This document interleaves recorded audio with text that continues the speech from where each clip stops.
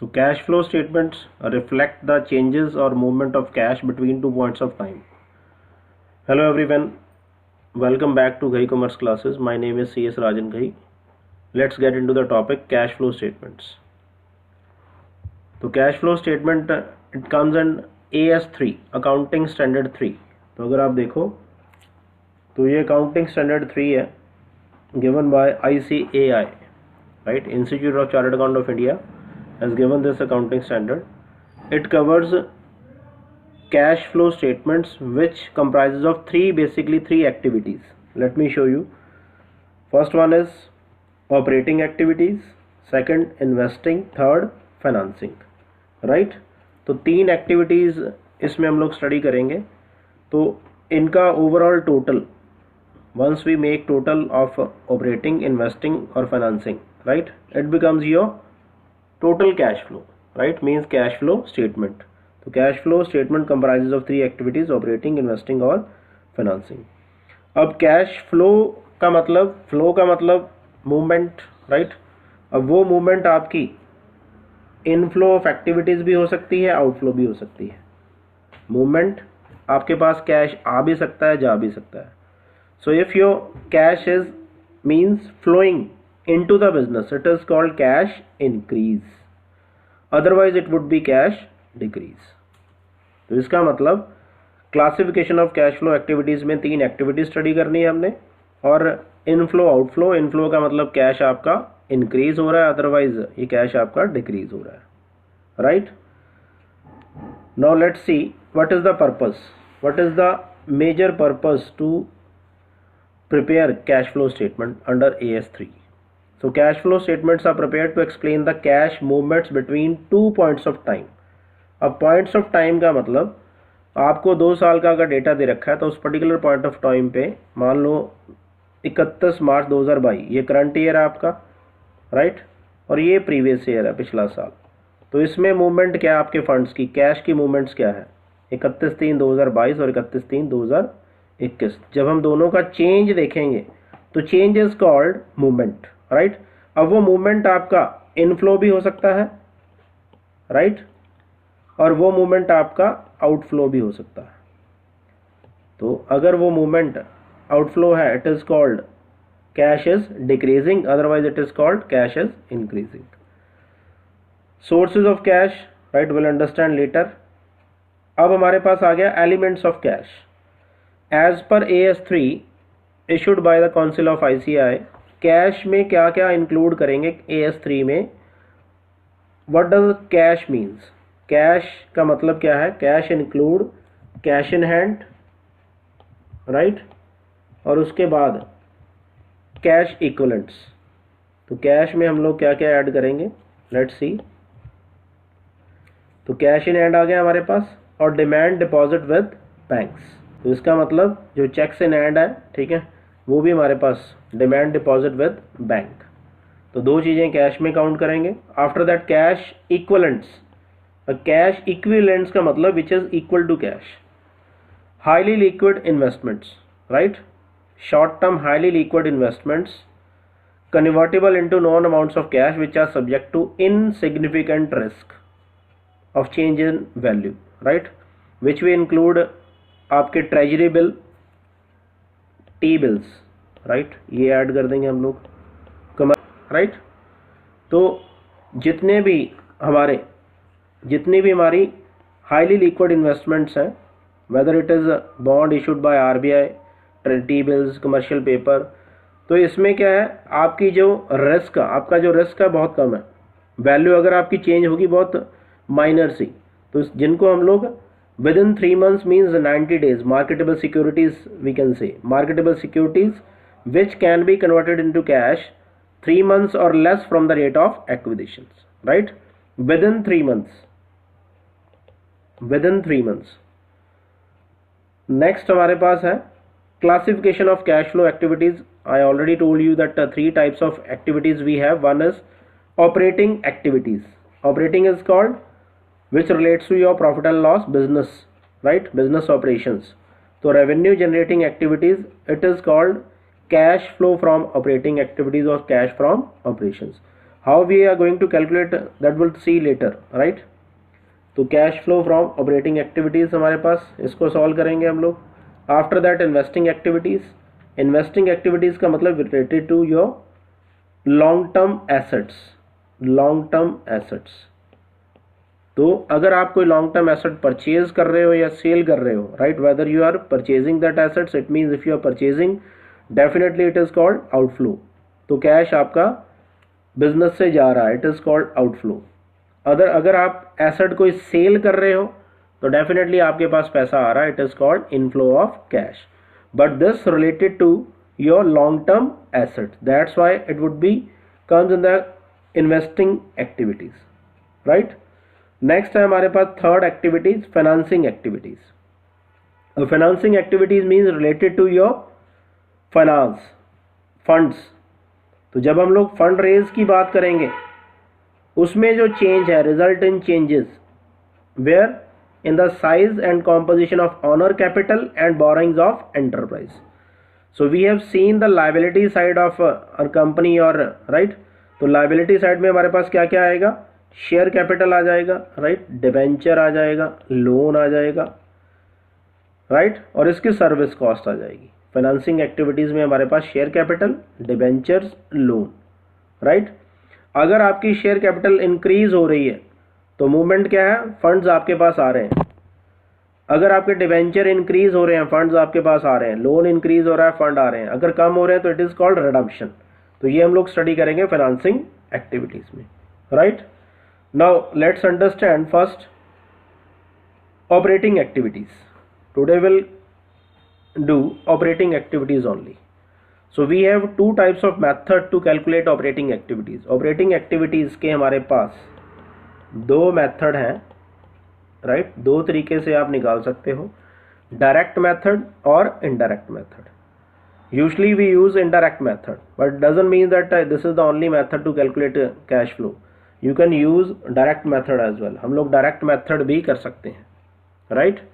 तो direct method से आप जब कैश निकालोगे तो डायरेक्ट मेथड में हमारे पास मेजर क्या आएगा, gross receipts and gross payment, right. दो वर्ड्स, ग्रॉस रिसीट्स और ग्रॉस कैश पेमेंट। जहाँ जहाँ से आपको पैसा आ रहा है, तो majorly if we talk about business operation, तो आपका बिजनेस ऑपरेशन में क्या क्या हो सकता है, if you see business operation, right. तो बिजनेस ऑपरेशन में हमारे पास कौन कौन सी एक्टिविटीज़ मेजरली हो सकती हैं, या तो हम कैश सेल करेंगे, राइट, तो कैश सेल से पैसा आएगा, या क्रेडिट सेल करेंगे तो कलेक्शन फ्रॉम डेटर्स होगा, कलेक्शन फ्रॉम डेटर्स। तो रेवेन्यू एक्टिविटीज़ की बात कर रहा हूँ। बिजनेस में अगर हम लोग डायरेक्टली कैश से रिलेटेड ट्रांजैक्शन देखें, those comes in direct method. Cash कहाँ कहाँ से आ सकता है, कैश की पेमेंट कहाँ कहाँ पे हो सकती है। थर्ड, इनकम, राइट, कोई इनकम आपको रेंट रिसीव हो गया, राइट, कोई भी ऐसी इनकम जो आपको बिजनेस की इनकम रिसीव हो रही है, तो कहीं से भी इनकम हो सकती है। फोर्थ हो गया हमारे पास एक्सपेंसेस, राइट, इनकम रिसीव्ड और एक्सपेंसेस पेड। तो ये चार ट्रांजैक्शंस कुल मिला के मिलेंगी, जिसको हम लोग डायरेक्ट मेथड में ऐड करेंगे। Business operation, cash sale, collection from debtors, income received, expenses paid. Once we see the difference और movement by utilising direct method, जब हम लोग डायरेक्ट मेथड से चेक करेंगे पैसा कहाँ से आ रहा है और कहाँ से जा रहा है, मीन्स नेट इफेक्ट देखेंगे, मूवमेंट ऑफ फंड्स देखेंगे, then we can say this is we are calculating cash flow from business operation और operating activities through direct method, right. So हमारे पास इंफॉर्मेशन मैंने लिख दी यहाँ पे शॉर्ट करके आपको, cash sale, collection from debtors, income और expenses. This would be called your direct method, right. This will see later on how to solve those operating activities under direct method. अब हमारे पास है इनडायरेक्ट मेथड। इनडायरेक्ट मेथड का मतलब है हम लोग profit and loss में कुछ एडजस्टमेंट करने के बाद, right, means profit and loss में बिजनेस ऑपरेशंस का मतलब इनडायरेक्ट मेथड से हम लोग कैश की कैलकुलेशन करेंगे। कैश इनफ्लो है हमारे पास या आउटफ्लो है, राइट। तो इसकी वर्किंग क्या है, we adjust net profit loss. हम लोग प्रॉफिट एंड लॉस में कुछ एडजस्टमेंट करके देखेंगे after adjusting that profit and loss we would be able to calculate cash flow from operating activities, right? Now let's see. So first we'll start through indirect method, right? This is most important, indirect method. So cash flow from operating activities by indirect method. अब indirect method में we'll assume this profit is realized as cash. तो हम लोग net profit से start करेंगे, right? Profit and loss for the year, जो profit आपने earn करा मीन्स नेट प्रॉफिट जो है आपका, उसको यहाँ पे लिखोगे आप net profit for the year. अब इसमें दो तरह से क्वेश्चन आ सकता है, हो सकता है आपको सिर्फ पी एंड एल ही दे रखा हो, only P and L account, right? Just a sec, only P and L account. तो अगर हमें सिर्फ पी एंड एल अकाउंट दे रखा है तो उस केस में हम लोग क्या करेंगे, प्रॉफिट एंड लॉस अकाउंट में जो नेट प्रॉफिट है वो दे रखा है, उसको आप लिख लोगे। अब कई बार क्वेश्चन में हमें 2 साल का अगर डेटा दे रखा है तो वहां पे हमें करंट ईयर का प्रॉफिट एंड लॉस, राइट, और प्रीवियस ईयर का प्रॉफिट एंड लॉस ये दे रखा होता है। तो उस केस में क्या देखेंगे हम लोग, change in P and L. बात एक ही है, लेट्स से करंट ईयर का 10,000 है, प्रीवियस ईयर का 5,000 है, तो चेंज कितना है 5,000। हमारे पास 5,000 रुपीज चेंज हो गया, इट मीन्स 5,000 का प्रॉफिट हमारे पास आ गया। इट इज कॉल्ड इनफ्लो, क्योंकि पिछले साल अगर ये 10,000 था, सॉरी करंट ईयर में 10,000 है, पिछले साल 5,000 था, तो ये क्या हो गया हमारे पास इनफ्लो। तो हम इसको लिखेंगे change in P and L. तो net profit for the year, change in P and L, both are same. कई बार हमें नेट प्रॉफिट मीन्स 1 साल का डेटा दे रखा है तो डायरेक्टली प्रॉफिट गिवन होता है, कई बार हमें चेंजेस देखना पड़ता है। अब इसमें हम लोग क्या एडजस्ट करेंगे, इसमें हम लोग क्या एडजस्ट करेंगे, non cash and non operating expenses, क्योंकि हम लोग ये अस्यूम कर रहे हैं जो नेट प्रॉफिट है this is assume to be as cash, क्योंकि प्रॉफिट भी हमने कैश ही वर्किंग में अरेंज हो रहा है, कैश ही प्रॉफिट है हमारे पास, तो हम लोग नेट प्रॉफिट को कैश मान लिया, इतना कैश हम लोग जनरेट कर चुके हैं।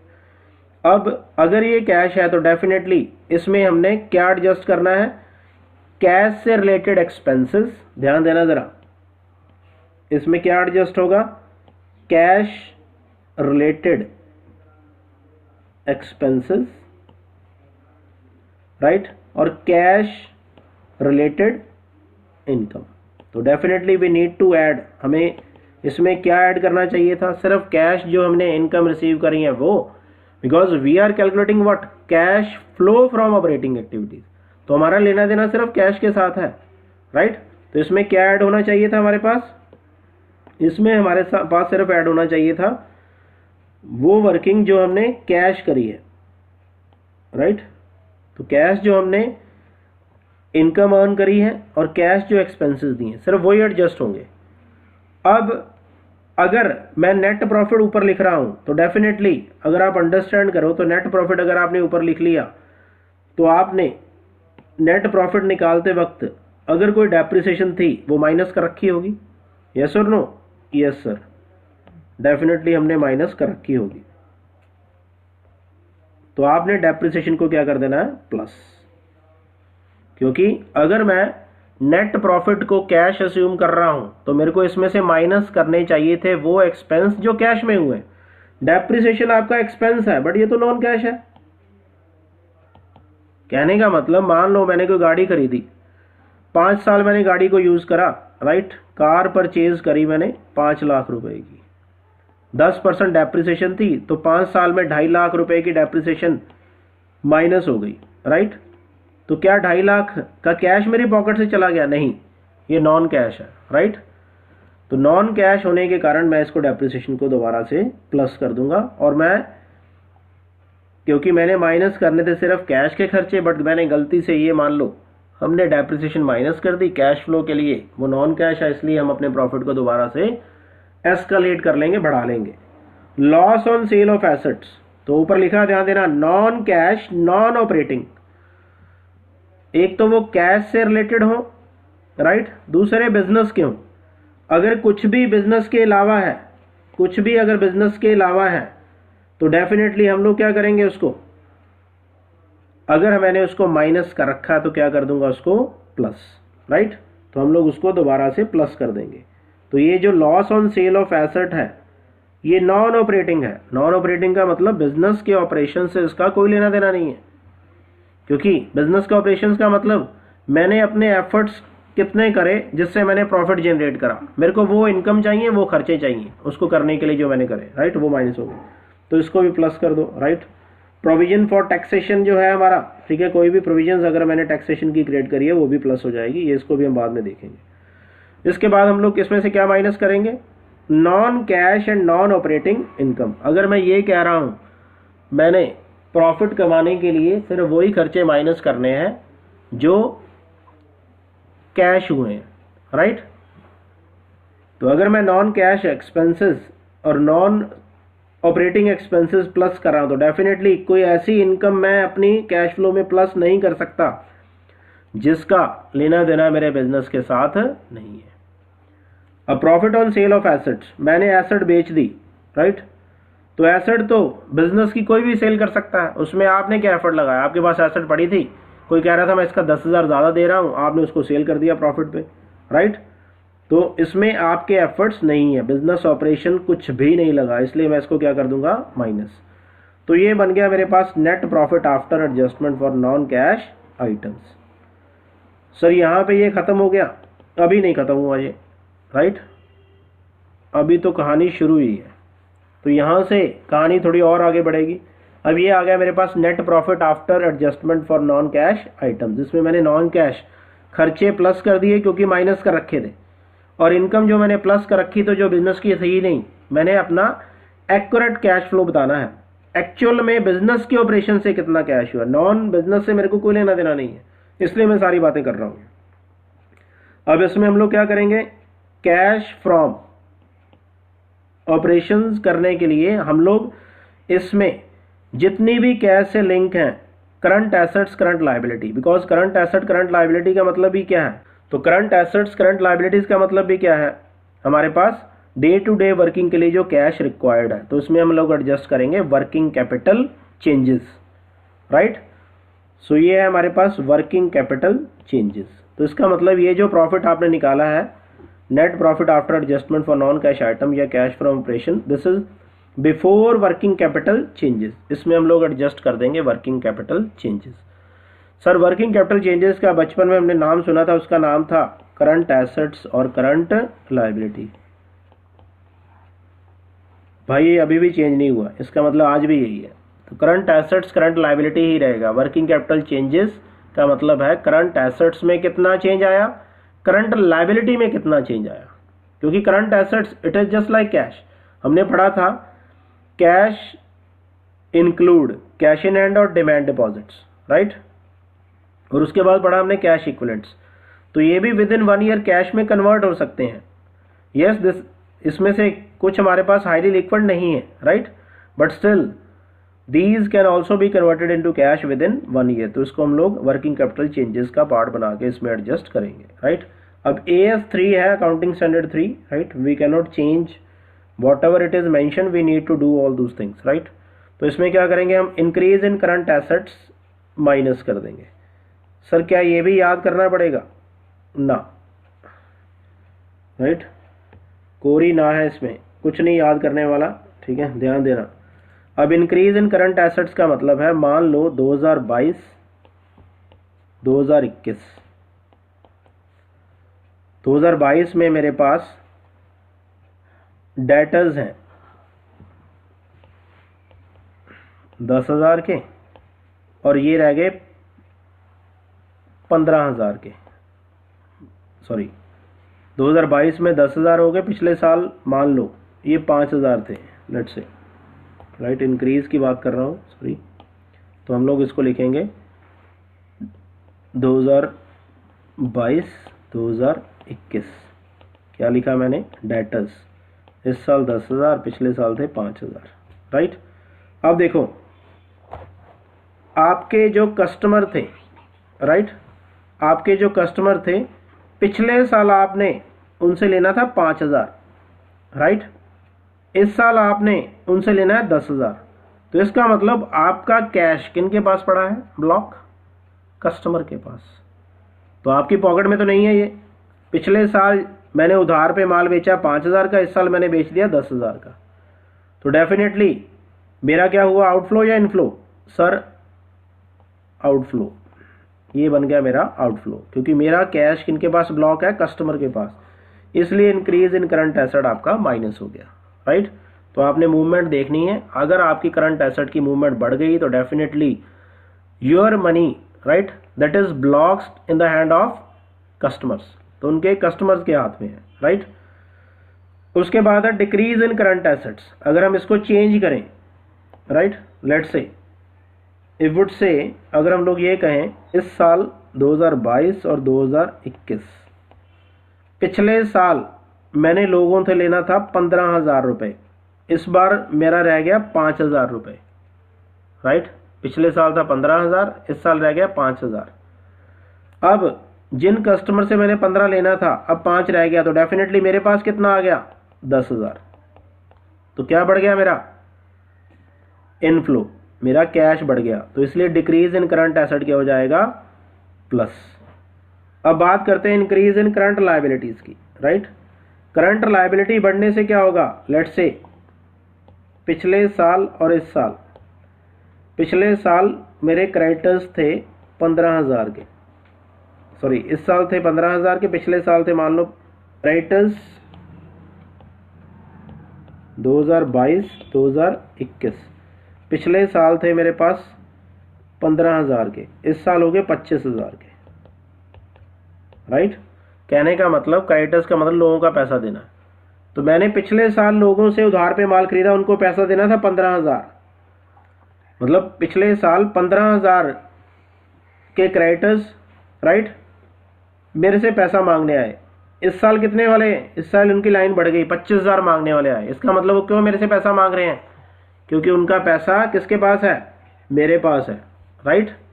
तो इट मीन्स मैं किसी का पैसा यूज कर रहा हूं, तो एक तरह से पैसा तो मेरे पास ही है ना, तो हमने तो इनफ्लो चेक करना, that's why it becomes your inflow, तो ये बन जाएगा आपका इनफ्लो, राइट। तो इंक्रीज इन करंट लायबिलिटीज क्या हो जाएगा आपका, प्लस। अब है हमारे पास डिक्रीज इन करंट लायबिलिटीज, पिछले साल और इस साल में, राइट, आउटस्टैंडिंग एक्सपेंसेस मान लो इस साल हैं 15,000 के, राइट, पिछले साल थे 25,000 के। पिछले साल मैंने अपने वर्कर्स को कह लो या कोई और खर्चे मेरे आउटस्टैंडिंग थे, वो थे 25,000 देने वाले, इस साल 15,000 रह गए, तो डेफिनेटली मैंने ड्यूरिंग द ईयर कितने खर्चे पे कर दिए, 10,000 के। ये क्या हो गया मेरा आउटफ्लो, तो डिक्रीज इन करंट लायबिलिटी क्या हो जाएगा, माइनस, राइट। तो once we add less these expenses means changes, working capital changes, तो नेट हमारे पास जो लास्ट में बच के आएगा, it becomes your cash flow from operating activities. उसमें से हम लोग टैक्स पेड माइनस करेंगे, राइट, तो टैक्स पेड माइनस करके जो हमारे पास बचेगा, that would be called cash flow from operating activities. It might be cash flow और आउटफ्लो, राइट, तो कैश यूज्ड भी हो सकता है, आपका खर्चे ज्यादा हो, इनकम कम हो, right. It may be your cash flow और outflow means cash used, vice versa, right.